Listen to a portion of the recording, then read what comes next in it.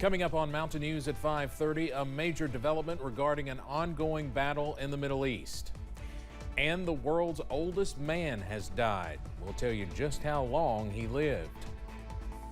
And temperatures right now are in the mid to upper 40s, but this is going to feel like a heat wave compared to what we're going to see this time next week. Details in a few minutes.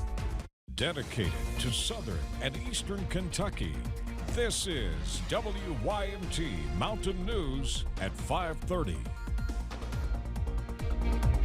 Good evening, I'm Steve Hensley. President Biden says the United States has helped broker a ceasefire deal between Israel and Hezbollah in Lebanon to end the fighting there. CBS's Natalie Brand has the latest from the White House. President Biden announced a U.S. brokered ceasefire deal between Israel and Hezbollah. Under the deal reached today, effective at 4 a.m. tomorrow local time, the fighting across the Lebanese-Israeli border will end. The deal will be implemented immediately, but in phases, giving Israel 60 days permitted for the withdrawal of its forces. Even as negotiations continued Tuesday, an Israeli airstrike hit a residential building in Beirut. Lebanon's health ministry says attacks have killed more than 3,500 people since fighting started and displaced more than 1 million. On the Israeli side, about 90 soldiers and nearly 50 civilians have been killed in the north and tens of thousands displaced. Civilians on both sides will soon be able to safely return to their communities and begin to rebuild their homes, their schools, their farms, their businesses. The Biden administration hopes a ceasefire deal in Lebanon could provide momentum for ending the war between Israel and Hamas in Gaza. By de-escalating tensions in the region, it can also help us to end the conflict in Gaza. In particular, Hamas will know that it can't count on other fronts opening up in the war. Secretary of State Antony Blinken says the administration is in communication with the incoming Trump administration and hopes continuity leads to peace and security in the region. Natalie Brand, CBS News, the White House. A Trump transition official said the president-elect is committed to peace in the Middle East and added, quote, President Trump rightfully predicted that actors in the region would make moves toward peace because of his historic victory.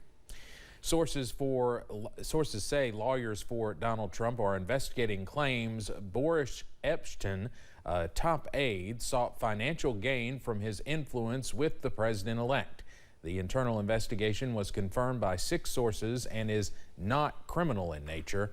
Epshteyn reportedly requested payment in exchange for promoting candidates for administration positions or offering to connect individuals with people in the upcoming administration relevant to their industries.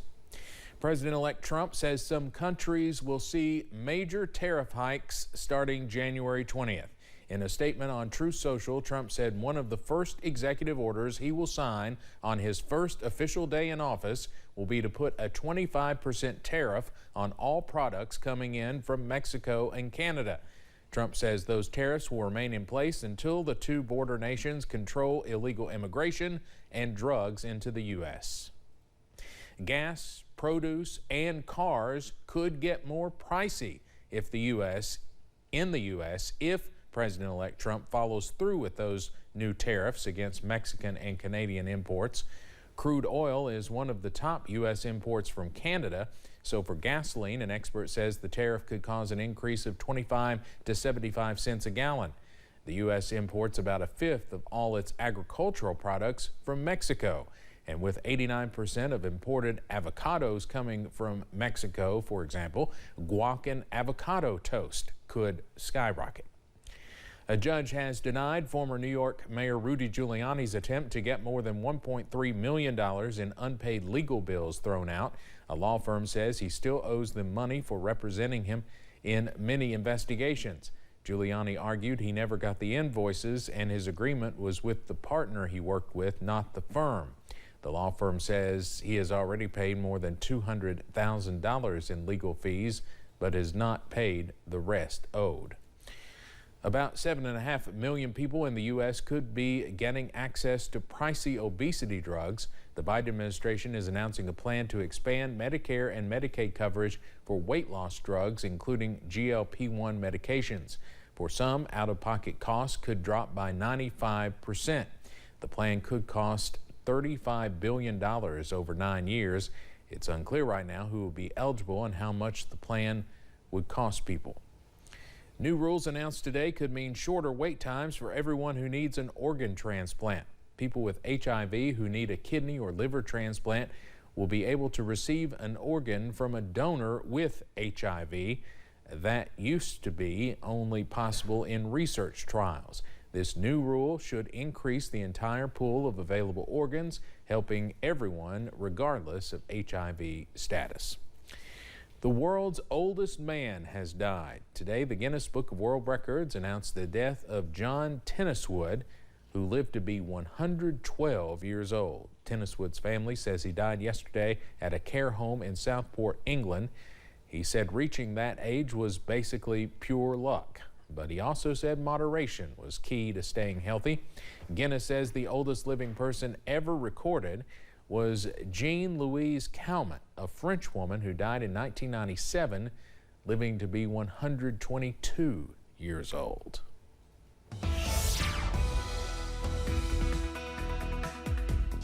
So we were cooler today as compared to yesterday. Yet this time yesterday we were in the 50s and 60s, and right now we're seeing temperatures in the 40s. Look at Hazard, 45, 47 is the current temperature in Pikeville. London's checking in with 49 degrees. There's a little bit of a bite in the air in Pikeville. It feels like temperature is 44. Otherwise, your feels like temperature and your ambient temperature are on par with each other. Here's the latest with live pinpoint Doppler radar. All is quiet right now, but rain chances will pick up as we go throughout the day on Wednesday and even into Thanksgiving Day.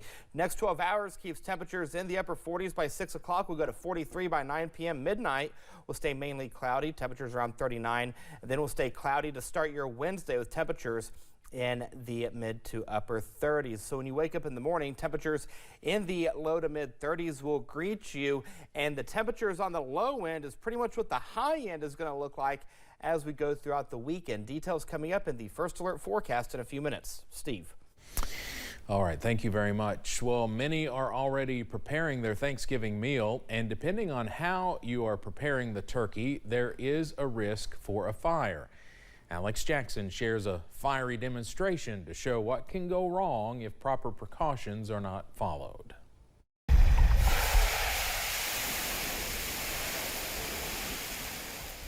What's supposed to be one of the most joyous times of the year can quickly turn dark shades of orange and black when cooking goes wrong this Thanksgiving. This fire is an example of what can happen if you're not careful when frying a turkey in an oil fryer. So here today we tried to fry a turkey and we did everything wrong, okay? So we had too much oil in our pot, we got the pot too hot, we got the oil too hot, and also our turkey wasn't fully thawed out.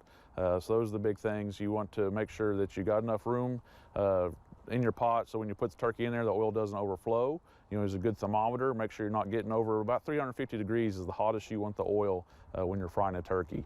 And also, we put water on it. You saw what happened when we put water on it. There's a big explosion. So if you get your oil too hot or it catches on fire, don't ever put oil or put water on a grease fire. Beyond the turkey fryer, fires can just as easily start in the kitchen. Seems like every Thanksgiving week we have a bunch of kitchen fires. A lot of it is associated back to people not cleaning the stoves appropriately, winding up with an oven fire, because you're cooking more on that day and that week than you do any time during the year. Other tips include moving flammable objects away from the stove when cooking, like food packages, staying in the kitchen when you are frying, grilling, or broiling food, not leaving your house unattended when you have food like a turkey in the oven, and consider purchasing a fire extinguisher for your kitchen. And again, never using water to put out a grease fire. Yep. Notify the fire department immediately, so call 911 immediately when you think there's an issue. We don't mind at all. It'll arrive on scene, and maybe you went ahead and put it out with your fire extinguisher. Maybe you found some other way to put it out by covering it up with a lid or something. Maybe you've been able to close the stove door and choke the fire out. So we don't mind at all for that. Notify us early. That way, if it does get out of hand, we're arriving on scene quickly. Alex Jackson, WSAZ. The Ashland Fire Department says if you're going to fry a turkey this Thanksgiving, set up at least 20 feet away from your home to prevent catching your house on fire. Coming up on Mountain News at 5:30, multiple agencies say they have seized a record number of musical instruments at a port in Los Angeles. And the temperatures, they're going to keep tumbling as we go throughout the week. Details in a few minutes.